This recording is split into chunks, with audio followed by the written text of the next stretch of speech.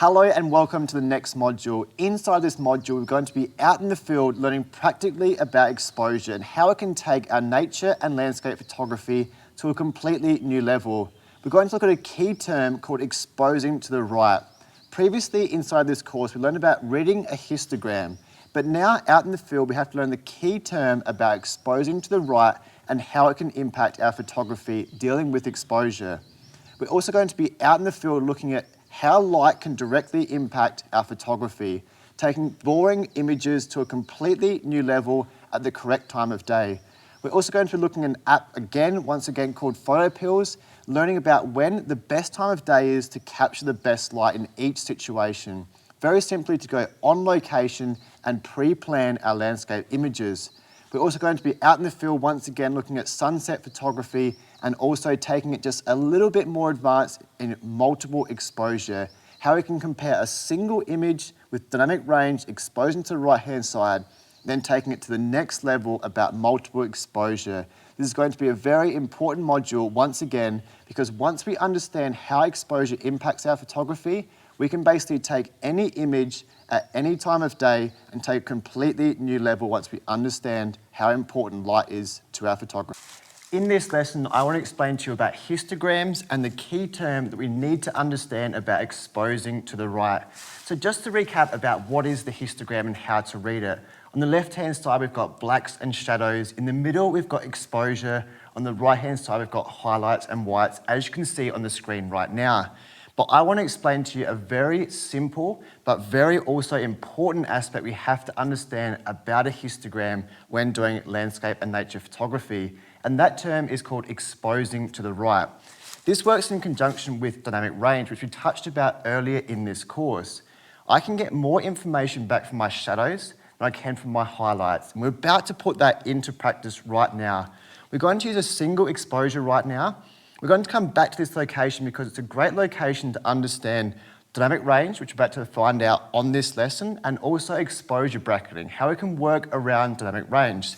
So in front of me, I've got a cave, which has got really bright highlights to the cave entrance, and also very deep shadows because obviously it's dark inside the cave where I'm standing. So what I want to do right now is explain to you what is exposing to the right. For the back of the screen on the LCD, we only want to make sure we're setting up the composition of the image. We don't want to look at the highlights and shadows on the back of our screen. And the reason behind that is it can't display all the information that the camera is going to capture. We have to remember the screen is limited to the amount of resolution, the highlights and shadows.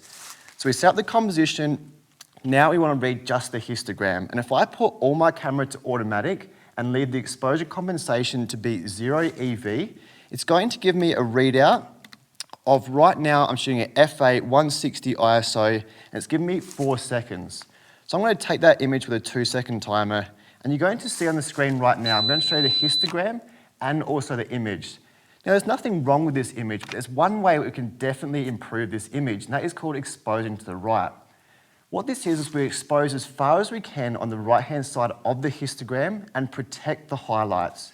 Therefore, we're going to expose to that right-hand side because we can get more information from the shadows, so that deep inside of the cave, compared to the cave entrance. So we're protecting the highlights on the right-hand side by exposing as far as we can to the right-hand side.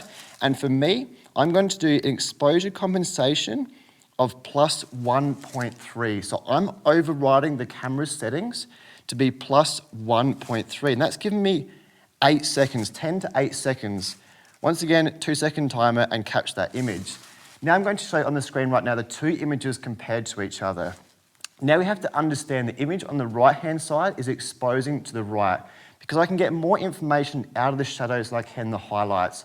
So that is very, very, very important to understand when we're capturing one image, so a singular image. We're going to come back to this location later inside this module and understand how we can get the perfect exposure by using something we call multiple exposure. We can exposure bracket to take it into post-production to get the best possible shadows to highlights ratio. But if you are coming out to situations like this, we want to make sure we expose as far as we can to the right-hand side of the histogram, but we want to protect those highlights as much as possible. Recover more information from the shadows. So this is dynamic range explained earlier in this course, in practice now out in the field. For this lesson, I want to show you the importance of what light can do. And when I say light, I mean natural light from the sun directly behind the camera there. I've come to this location that's purposely quite a boring location for nature and landscape photography because I don't want the landscape we're taking an image of to distract the importance of impact of light into nature and landscape photography. So I come to this location exactly this morning at about 11 o'clock in the morning. And I photographed this tree and I want to show you that image right now. It's pretty boring, I'm going to admit. It's not very boring, it's never going to win an award. But what I want to prove right now is the impact of light. And also in the next lesson, I want to prove to you how you can find out the best lighting conditions to come back to a location basically all around the world. So what I'm doing right now is I've come to this location, as I said, to photograph this tree. Now I've come back closer to sunset, so we're about an hour and a half away from sunset, and I'm going to explain the next lesson about impact of light, why sunset wouldn't be a good location to come to this particular point. Now I'm getting casting shadow from these trees just on the right-hand side of the camera here, and this is going to impact the image by increasing the contrast, so highlights and shadows in the image. But in the previous image I captured, I was never going to get these shadows casting into the composition because the light was coming in from directly into the tree. Now with this image, we're going to separate the subject, so the tree in this situation, from the background because of light. Highlights and shadows to do with contrast. This is very, very important. So if I show you this image right now I'm capturing right now, you can see the difference that is created. And that is all to do with the sun setting closer to the mountains on the right-hand side of me. So it's casting these shadows from the tree, and also it's casting the shadows in the background of the small mountains here. Now this is only going to be an image that I can capture at this particular time, around that sunset time. Now in the next lesson, we're going to find out the impact of light and how to find the impact of light, and also how it's going to differ all year round. So winter, summer, autumn, and also springs. This is very, very important. But you can see now the impact of light, and this is why we talk about the golden hours in photography. Those hours before sunset or after sunset also, and before and after sunrise. That hour period, also that blue hour period, are very, very important times to photograph. And you're also going to hear a term a lot of photographers say when you ask what you are doing, they're going to say, I'm waiting for the light. This is what they're talking about, waiting for the correct moment. It could only be 1 second or 1 minute to catch that image. But I hope from this lesson, a boring landscape, you can see the impact of how important light is. In the previous lesson, we discussed the importance of impact of light in our landscape photography. And I showed you these two images shot on the same day, but at different times. But I want to take you through a very brief overview of how to find the best light for the situation that you're trying to photograph. And I want to take you through two different situations. One, when you're photographing the country or the area that you live in. And secondly, if you're photographing an area you want to travel to and you can never go back to. So I'm going to show you right now using PHOT0GRAPHY, this app that I talk about a lot throughout this entire course, how we can go to a location before. Now this is my first tip. If you can go to the location before and suss out the area and get sort of an overall view of what your surrounding areas look like, this is going to help out your photography immensely. Not just for the particular photo, but also the surrounding area that you want to photograph in. The better you know the sun, time, sets, and the conditions in your area, the better your photography will be. The easy way to do that is go through augmented reality in PHOT0GRAPHY, and I can just hold this up and look when the sun is going to rise and going to set and how it's going to impact the photography in general. So I can see the sunrise is going to be over here at 5:13. And you can see also I've got the golden hour colors. That blue hour down the bottom left, 3 till 4, 5 till 5:13 is that golden hour, and 6 o'clock is the actual sunrise ending golden hour. So this is going to be no good for me. As I spoke about, I come here this morning and the light was impacting directly in. But when I hold the camera up this way, looking directly into the sun, I can now see that when I'm going to lose this sun, so around 8 o'clock, 2000, I'm going to lose the sun behind the mountains. This is going to be no good to me. But now let's talk about the second situation. We want to travel to a country that we cannot go on location scout and photograph. How do we go about doing this? This comes down to almost hours and hours of preparation. Before I go on a 1-week trip or a 2-week trip to photograph, I will spend 1 to 2 days just pre-planning times and that area. This is through Google Maps and Photographer's Ephemeris. You can use your phone using PHOT0GRAPHY once again, a fantastic app as I spoke about, but I find on my computer using Photographer's Ephemeris very similar to this, but you can't use the augmented reality. We can find the sunset and sunrise times and also what sort of angle they're going to come into the landscape. Now, obviously the sun's going to rotate around the earth and they're going to move in conjunction with each other. So we need to make sure we're traveling at the right time of year also. That is why pre-planning comes immensely. I could make a whole nother course just about pre-planning. But some tips, if you can come to the location, please make sure you come to the location. And if you use PHOT0GRAPHY, it's going to help you out immensely.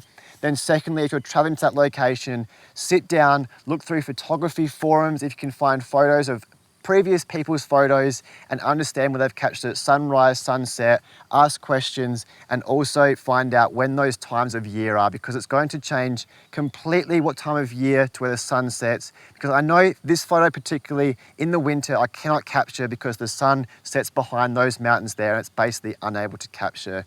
Then, once you understand all this information, keep a calendar or a diary somewhere and write in that 2 or 3 week period when the best time to capture those photos are. And I guarantee you, the more you learn about the impact of light and how to pre-plan for this, you will get better in your photography. Composition skills you can learn and develop over years and years, but if you don't put the effort and time into getting the best lighting conditions, you're never, unfortunately, going to get the best photos. But now we're going to move on to some more advanced techniques and also in the next couple of modules, get out in the field and understand composition. But as I said, composition is only as good as the light you are capturing. So please pre-plan and impact that light on your photography.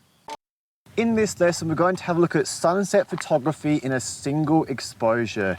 Now, photographing sunset can be quite difficult because the golden hour, it happens so quickly. You may have 10 minutes in the summer or hours and hours in the winter, but what I can suggest is previously in this course, we learned about the ISO, the aperture, and as we're going on, the composition. If you are struggling with these concepts still, I highly recommend to invest some more time into these aspects inside the camera to fully understand them. The reason behind that is I just spoke about the sunset occurs so quickly and it's over in a matter of seconds. So if you can understand what's going on in the camera, when you get out into the sunset, out in the field, you're going to make less mistakes because there's less pressure on you to know 10 or 15 things compared to just 1 or 2 things that you have to understand about photographing the composition or the sunset that we're about to today. Because we're dealing with extreme highlights and extreme shadows and trying to capture it in a single exposure.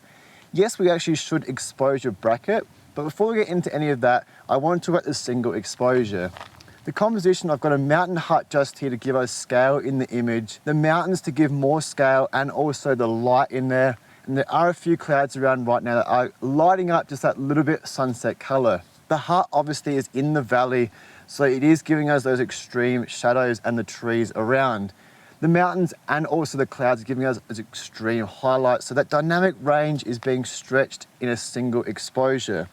So when I shoot at f8 160 ISO, as we do for our outdoor photography, that's giving me 1/20 seconds for a single exposure. The histogram looks okay, and the most important thing is I want to expose to the right-hand side as much as possible. Because if we blow the snow out or the highlights in the clouds, it's very difficult to get that information back in post-production, which we're about to find out in the last module. So we can get more information from the shadows, we know that, less information from the highlights.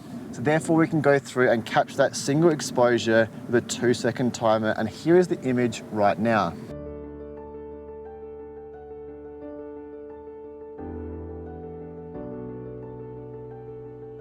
So that is the image through a single exposure. Now, there's a few things I want to touch on that are a little bit more advanced that we're not going to get onto in this lesson, but I want to explain to you what they are when we're shooting with this high dynamic range through a single exposure.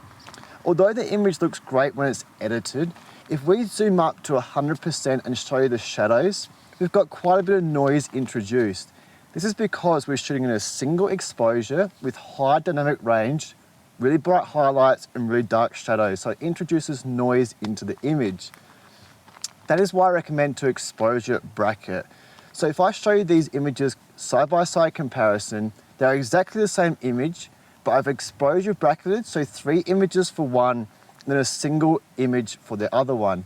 And what I can do with a 3 bracket exposure is use a +1, a 0, and a -1 to get the highlights and shadows from. Now, although this may look very, very similar when it's sort of at 30% or viewing on a screen right now, when you blow it up at 100%, 200%, or print that image, you can see now the difference in noise. So although the composition is exactly the same, we want to try and reduce that noise to get a very clean resulting image to when we print it. That is a little bit more advanced, but today we want to focus on single exposure, focusing on controlling those highlights. That's the most important thing I can say. Focus to the right-hand side of the histogram, then we can recover more information from the shadows in the left-hand side. So this is a single exposure dealing with really bright highlights and dark shadows, that huge dynamic range on how to control it in our outdoor and nature photography. In this lesson, we're going to ramp up the difficulty just a little bit more, learning the most we possibly can about exposure inside this module. We've come back to this cave that we were photographing earlier inside this module, talking about exposing to the right-hand side, learning all about dynamic range, how much information we can get from the highlights and also shadows. We put it into practice in the last lesson, also going out to photograph sunset, once again dealing with high highlights and deep shadows. But in both of those lessons, we were just talking about single exposures. But now I want to ramp up a little bit more difficult and show you the professional way to protect the highlights and also get the most information we possibly can out of the shadows. And this is called multiple exposuring. Now this is a little bit more advanced, and that's why I've broken it into 2 different sections. The practical, which we're about to go through right now, then lastly, inside this course, the editing module, we're going to take these images we're going to capture right now. I'm going to show you how to professionally blend them together to get the most information we possibly can.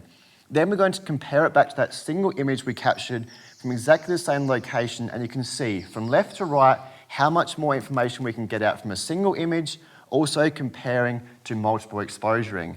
Now, multiple exposure, you can basically do this manually if you wanted to. So you can go through and change the shutter speed, but I recommend to go through automatically in camera because it's a lot easier.